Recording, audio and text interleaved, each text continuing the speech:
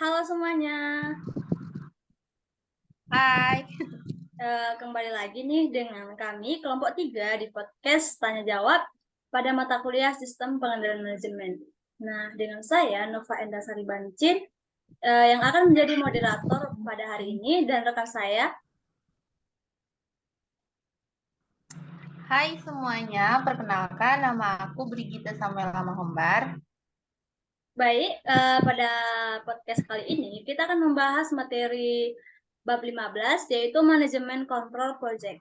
Nah, sistemnya seperti biasa, yaitu saya yang akan memberikan pertanyaan terlebih dahulu kepada Mbak Gita, dan selanjutnya Mbak Gita yang akan memberikan pertanyaan kepada saya. Baik, tanpa berlama-lama lagi, kita akan memulai podcastnya, yaitu apakah Mbak Gita sudah siap? Ya, Mbak. Baik, untuk pertanyaan pertama Mbak, ini pertanyaan yang dasar nih. Apa sih yang dimaksud dengan manajemen control project?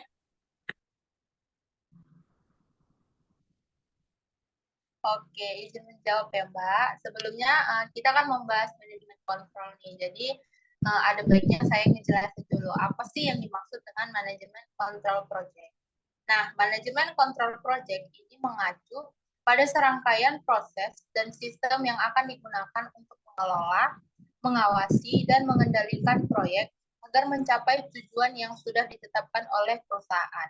Nah, ini melibatkan penggunaan berbagai alat, metode, dan praktik untuk memastikan bahwa proyek itu berjalan sesuai rencana dalam batas waktu yang sudah ditetapkan, anggaran yang ada, serta mencapai hasil yang diharapkan.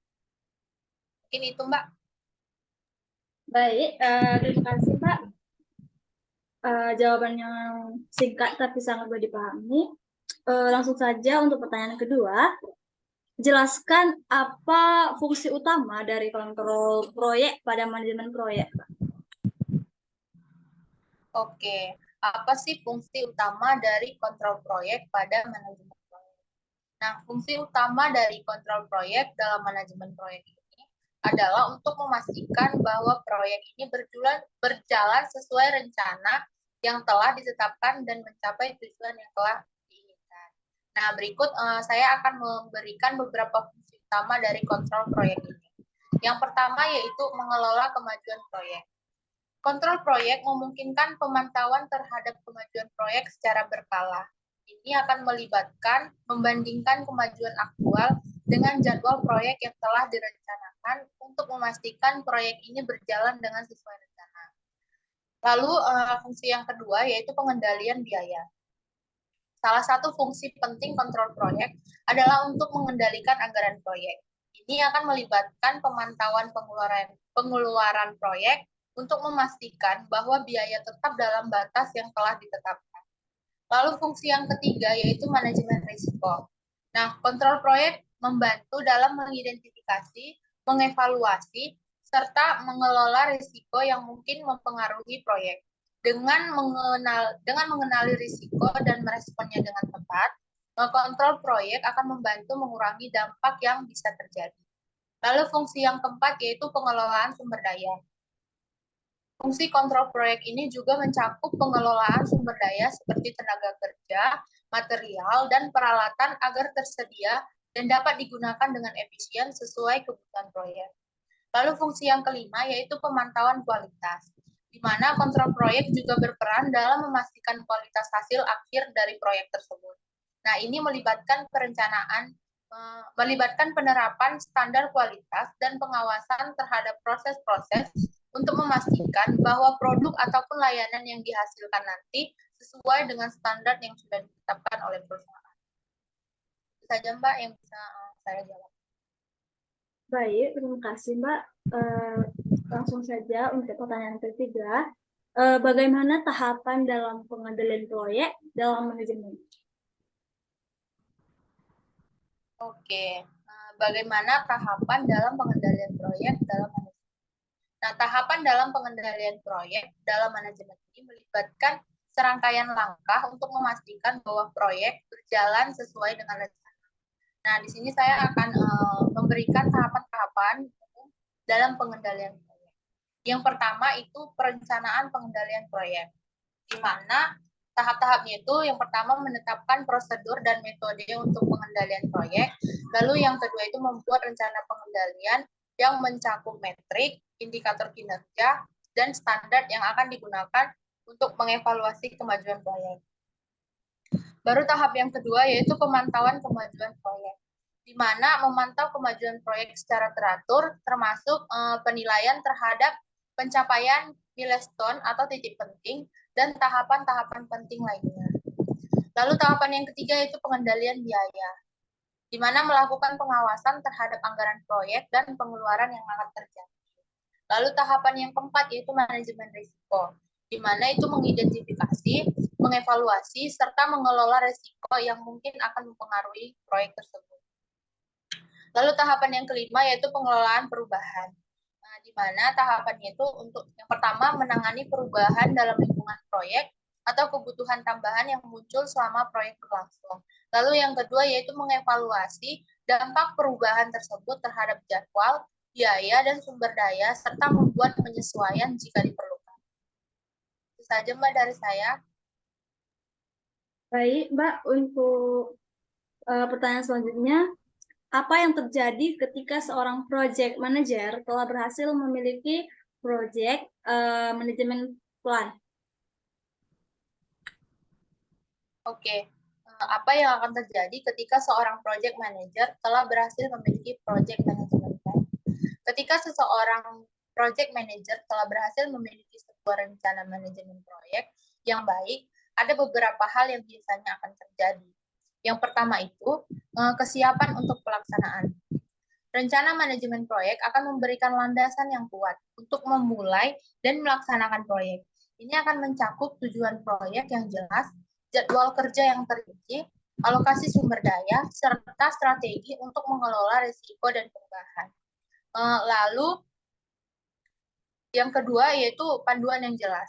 Nah, rencana manajemen proyek akan memberikan panduan yang jelas bagi tim proyek tentang apa yang harus dilakukan, bagaimana melakukan, serta batasan-batasan apa yang harus diikuti. Nah, ini akan membantu mengarahkan upaya tim ke arah tujuan proyek. Lalu yang ketiga yaitu komunikasi yang efektif.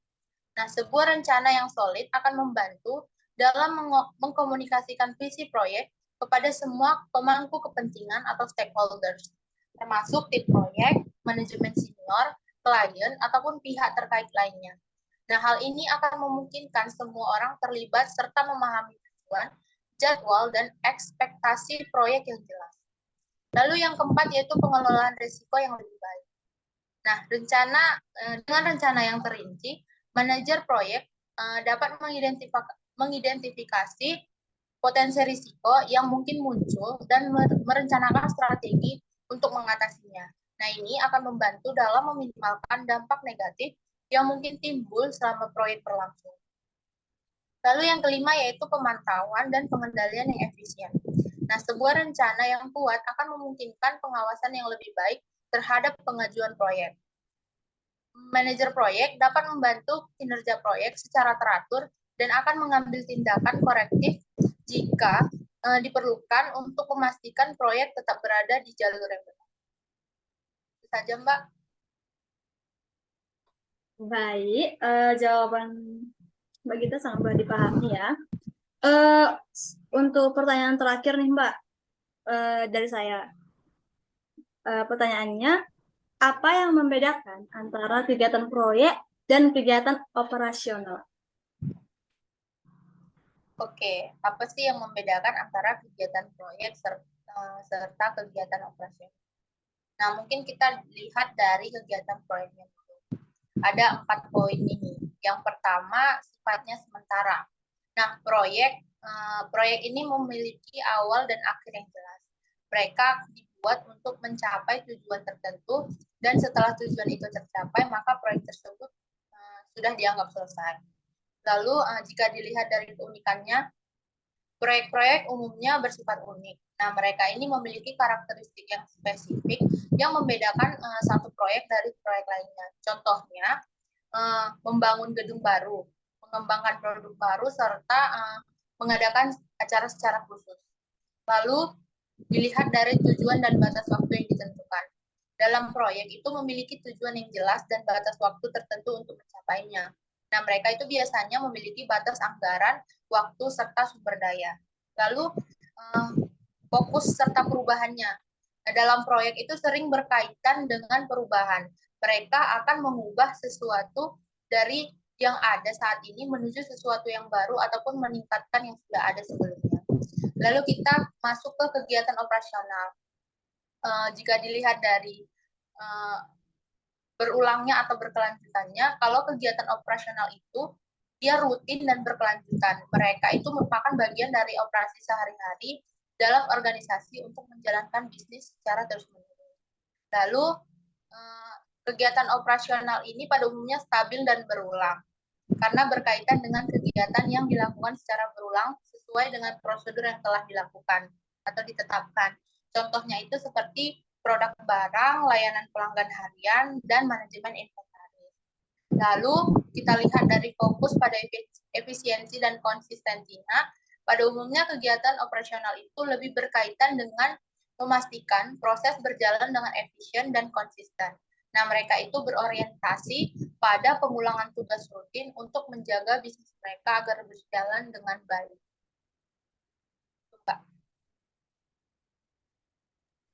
Baik, terima kasih banyak Mbak atas jawabannya. Jawabannya sangat mudah dipahami. Sepertinya itu saja Mbak pertanyaan dari saya.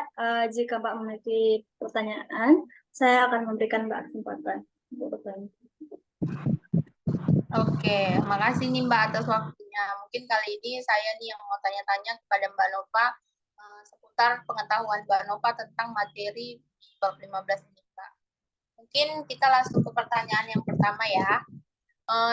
Coba jelaskan bagaimana sistem pengendalian manajemen itu membantu dalam alokasi sumber daya proyek. Baik, izin menjawab Mbak. Sistem pengendalian manajemen membantu dalam alokasi sumber daya proyek dengan menyediakan informasi real time tentang kemajuan proyek, biaya, dan kinerja. Hal ini memungkinkan manajer untuk mengidentifikasi area yang memerlukan perhatian lebih, mengoptimalkan penggunaan sumber daya, dan membuat keputusan yang lebih efektif untuk mencapai tujuan sebuah proyek. Dengan pemantauan yang baik, alokasi sumber daya dapat disesuaikan sesuai kebutuhan proyek secara lebih efisien, Mbak. Oke, berarti dapat disimpulkan bahwa sistem pengendalian manajemen ini membantu dalam alokasi sumber daya proyek dengan menyediakan informasi real time. Seperti tadi yang sudah dikatakan yaitu kemajuan proyek, biaya, dan kinerja perusahaan. Oke, cukup jelas ya teman-teman. Kita lanjut ke pertanyaan yang kedua nih Mbak. Apa yang dimaksud dengan analisis penyebab akar dalam konteks pengendalian proyek? Baik, analisis penyebab akar dalam konteks pengendalian proyek merupakan suatu pendekatan untuk mengidentifikasi akar masalah atau faktor utama yang menyebabkan ketidaksesuaian atau permasalahan dalam proyek. Melalui analisis ini, manajer proyek dapat menelusuri penyebab yang mendasari permasalahan daripada hanya menanggulangi gejala yang muncul dengan memahami akar masalah. Langkah-langkah perbaikan yang lebih efektif dapat diambil untuk mencegah permasalahan serupa terjadi di masa depan. Itu saja Mbak yang saya jawab. Oke, berarti kita simpulkan bahwa analisis penyebab akar dalam konteks pengendalian proyek ini merupakan suatu pendekatan untuk mengidentifikasi akar masalah ataupun faktor utama yang akan menyebabkan ketidaksesuaian atau permasalahan dalam proyek. Oke, kita lanjut ke pertanyaan yang ketiga nih. Mengapa penting untuk memiliki tim proyek yang terkoordinasi dalam konteks kontrol proyek? Izin menjawab, Mbak. Memiliki tim proyek yang terkoordinasi sangat penting dalam konteks pengendalian proyek itu karena beberapa hal. Yang pertama, efisiensi kerja, yaitu koordinasi yang baik memastikan bahwa setiap anggota tim memahami peran dan tanggung jawabnya masing-masing. Ini membantu menghindari tumpang tindih tugas dan memastikan bahwa pekerjaan itu dilakukan dengan efisien. Yang kedua yaitu keseragaman tujuan. Tim yang terkoordinasi cenderung memiliki pemahaman yang seragam terkait tujuan proyek ini. Risiko mengurangi ini tuh merupakan risiko mengurangi kesalahpahaman dan memungkinkan fokus yang lebih baik pada pencapaian kemajuan proyek. Yang ketiga yaitu komunikasi yang efektif, yaitu koordinasi memperkuat komunikasi antar anggota tim, informasi yang jelas dan tepat waktu, membantu mencegah kesalahan dan mengurangi ketidakjelasan risiko yang dapat mempengaruhi kemajuan proyek. Yang keempat yaitu penanganan masalah dengan cepat. Tim yang terkoordinasi lebih mampu mengidentifikasi dan menangani masalah secara cepat. Kolaborasi yang baik memungkinkan waktu untuk merespon perubahan dan tantangan dengan lebih efektif. Dan terakhir yaitu kualitas hasil. Koordinasi membantu memastikan bahwa setiap elemen proyek berkontribusi secara harmonis untuk menghasilkan hasil yang berkualitas. Kolaborasi antar anggota tim mendukung integritas keseluruhan proyek. Itu saja Mbak yang bisa saya jawab. Oke, berarti tadi ada 5 alasan ya teman-teman mengapa penting untuk memiliki tim proyek yang terkoordinasi dalam konteks kontrol proyek. Di antaranya itu ada efisiensi kerja, keseragaman tujuan, komunikasi yang efektif, penanganan masalah yang cepat, dan yang terakhir yaitu kualitas hasil. Nah, kita lanjut ke pertanyaan yang keempat, Mbak. Apa keuntungan menggunakan perangkat lunak manajemen proyek dalam sistem pengendalian? Baik, penggunaan perangkat lunak manajemen proyek dalam sistem pengendalian memberikan beberapa keuntungan, yaitu yang pertama pemantauan real time, yaitu perangkat lunak memungkinkan pemantauan real time terhadap kemajuan proyek, biaya, dan sumber daya. Ini memberikan visibilitas yang lebih baik kepada tim manajemen untuk mengambil keputusan berdasarkan informasi terkini. Yang kedua yaitu penjadwalan dan perencanaan yang efisien. Perangkat lunak memudahkan pembuatan dan penyesuaian jadwal proyek. Fitur perencanaan yang canggih membantu dalam alokasi sumber daya, menentukan dependensi tugas, dan mengoptimalkan waktu pengerjaan. Yang ketiga, kolaborasi tim. Platform manajemen proyek memfasilitasi kolaborasi antar anggota tim. Ini menunjukkan berbagai informasi, dokumen, dan pembaruan proyek dengan mudah, meningkatkan komunikasi dan koordinasi. Dan yang terakhir yaitu manajemen biaya yang lebih baik. Perangkat lunak dapat membantu dalam pelacakan biaya proyek secara rinci. Ini termasuk pemantauan pengeluaran aktual, proyeksi biaya, dan perbandingan dengan anggaran yang telah ditetapkan. Itu saja Mbak yang bisa saya jawab. Oke, berarti sudah jelas tadi ya teman-teman. Ada 5 keuntungan menggunakan perangkat lunak manajemen proyek dalam sistem pengendalian. Di antaranya itu yang pertama pemantauan real time, baru penjadwalan dan perencanaan yang efisien, lalu kolaborasi tim, serta yang terakhir ada manajemen biaya yang lebih baik. Nah, kita masuk ke pertanyaan terakhir nih Mbak dari saya untuk Kak Nova. Bagaimana cara mengukur keberhasilan dalam kontrol proyek? Baik, keberhasilan dalam pengendalian proyek dapat diukur melalui beberapa indikator kunci. Berikut adalah beberapa cara umum untuk mengukur keberhasilan dalam kontrol proyek. Yang pertama yaitu kepatuhan terhadap jadwal. Itu memeriksa sejauh mana proyek berjalan sesuai dengan jadwal yang telah ditetapkan. Keterlambatan atau percepatan proyek dapat menjadi indikator penting. Yang kedua yaitu kepatuhan terhadap anggaran, yaitu mengevaluasi pengeluaran proyek aktual dibandingkan dengan anggaran yang telah dianggarkan. Kelebihan biaya atau pengeluaran di bawah anggaran perlu diperhatikan. Yang ketiga adalah kualitas hasil. Menilai kualitas produk atau layanan yang dihasilkan oleh proyek, pemenuhan spesifikasi dan harapan kualitas, dan mencerminkan keberhasilan. Yang keempat adalah tingkat risiko. Mengukur efektivitas manajemen risiko dengan memperluas mana risiko telah diidentifikasi, diukur, dan dikelola dengan baik. Dan yang terakhir yaitu kepuasan pemangku kepentingan. Menganalisis tingkat kepuasan dari berbagai pihak yang terlibat, termasuk pelanggan, tim proyek, dan pihak-pihak terkait lainnya. Sepertinya itu saja Mbak yang bisa saya jawab. Oke, terima kasih Mbak Nova. Berarti udah jelas tadi ya teman-teman, ada 5 cara untuk mengukur keberhasilan dalam kontrol proyek.